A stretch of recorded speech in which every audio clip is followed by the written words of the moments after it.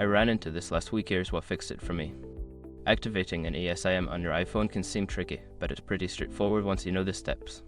Here is how to get it done with Thoughtful UK. Step 1. Check compatibility. Make sure your iPhone model supports ESIM. Most recent models do, but it's good to verify.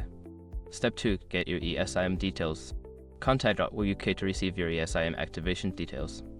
This usually comes as a QR code via email or SMS. Step 3. Open Settings.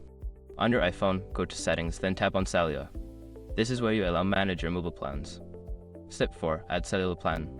Tap on Add cellular plan and scan the QR code you received from Otwo. Follow the prompts to complete the setup. Step 5. Set as default. Once added, you can choose your ESIM as the default line for calls and data. Go to cellular settings to make this selection. If you run into a problem, like the QR code not scanning, make sure your camera is clean and you're in good lighting. That can make a big difference. Hopefully, this guide helps you get your ESIM activated without any hassle. Enjoy your new setup.